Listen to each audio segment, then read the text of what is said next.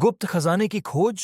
पश्चिमी घाट की हरी भरी पहाड़ियों के बीच बसा कंचनपुर नामक गांव प्राचीन किंवदंतियों और रहस्यमय कहानियों के लिए प्रसिद्ध था। इन कहानियों में सबसे दिलचस्प थी एक गुप्त खजाने की कथा जिसे चोल वंश के अंतिम राजा ने छिपाया था। गांव के बुजुर्ग कहते थे कि इस खजाने की रक्षा एक अदृश्य शक्ति करती है। सदियों से लोग इसे खोजने की कोशिश करते रहे, लेकिन कोई भी इसे खोजने में सफल नहीं हुआ। इस कहानी में हमारा नायक अर्जुन है, जो गांव का एक साहसी युवक है। वह 28 वर्ष का है और बचपन से ही खजाने की कहानियां सुनने और रोमांचक अनुभवों के लिए जाना जाता था। उसकी दोस्त सीमा, एक 25 वर्षीय होशियार और जिज्ञासु युवती, और देव, 30 वर्षीय मजबूत और समझदार युवक, उसकी हर साहसिक यात्रा में साथ रहते थे। आइए कहानी का शुरुआत करते हैं। एक दिन अर्जुन गांव के प्राचीन मंदिर की सफाई कर रहा था। सफाई के दौरान उसे एक पुराना ताम्रपत्र मिला। ताम्रपत्र पर प्राचीन तमिल लिपि में कुछ लिखा हुआ था। अर्जुन इसे पढ़ने के लिए गांव के बुजुर्ग पंडित जी के पास गया। पंडित जी ने ताम्रपत्र का अनुवाद करते हुए बताया, जहां सूर्य की पहली किरण पड़ती है, वहीं द्वार छिपा है। अर्जुन ने तुरंत इस रहस्य को सुलझाने का निश्चय किया। उसने सीमा और देव को अपनी योजना के बारे में बताया और अगले दिन सुबह सूरज की पहली किरण के साथ पहाड़ियों की ओर यात्रा शुरू करने का निर्णय लिया। अगली सुबह तीनों दोस्त सूरज की पहली किरण का पीछा करते हुए पहाड़ियों की ओर बढ़े। कंचनपुर की पहाड़ियां घने जंगलों और सुंदर झरनों से घिरी हुई थीं। जैसे ही सूरज की किरणें पहाड़ी की सबसे ऊंची चोटी पर पड़ीं, उन्होंने वहां एक बड़ा पत्थर देखा। पत्थर पर कुछ प्राचीन लिपि में लिखा था, पानी के पीछे छिपा द्वार खोजो।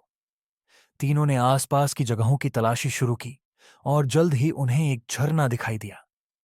झरने की ठंडी धाराओं के पीछे एक संकरी गुफा का मुंह नजर आया। गुफा के भीतर का वातावरण ठंडा और अंधकारमय था। दीवारों पर प्राचीन चित्र और शिलालेख बने हुए थे।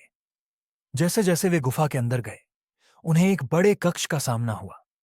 उस कक्ष की दीवार पर एक और संकेत लिखा था, 3 दरवाजे, लेकिन केवल एक ही सही। कक्ष के भीतर 3 दरवाजे थे। पहले दरवाजे पर सूर्य का चिन्ह बना हुआ था, दूसरे पर चंद्रमा का चिन्ह और तीसरे पर एक शंख का चिन्ह। अर्जुन ने ताम्रपत्र और पत्थर पर दिए गए संकेतों को याद किया और निष्कर्ष निकाला कि सूर्य का चिन्ह वाला दरवाजा सही होगा। दरवाजे के पार दरवाजा खोलते ही वे एक और कक्ष में पहुंचे। यह कक्ष अजीब और रहस्यमय था। चारों ओर प्राचीन मूर्तियां और सोने की वस्तुएं बिखरी हुई थीं।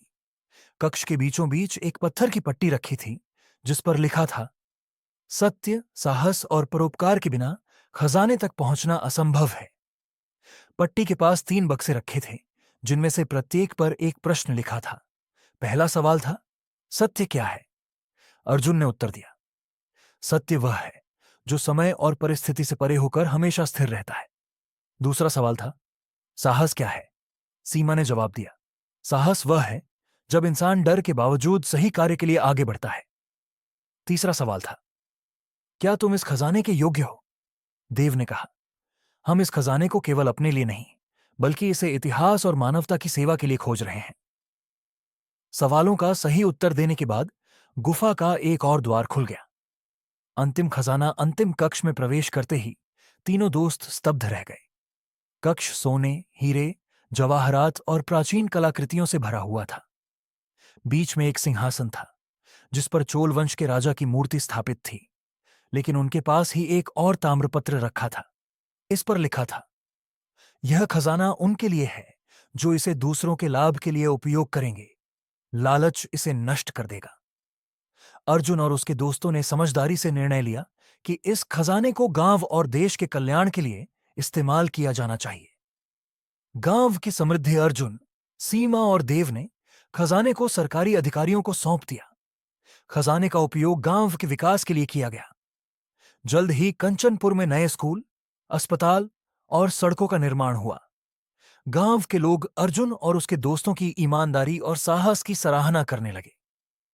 यह कहानी केवल एक गुप्त खजाने की खोज की नहीं, बल्कि सत्य, साहस और परोपकार की भी है। अर्जुन और उसके दोस्तों ने यह साबित कर दिया कि किसी भी उपलब्धि का असली मूल्य तभी है जब वह दूसरों के जीवन में सुधार ला सके।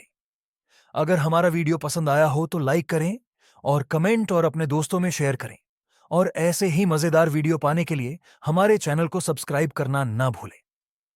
फिर मिलते हैं एक बेहतरीन वीडियो के साथ। जय हिंद।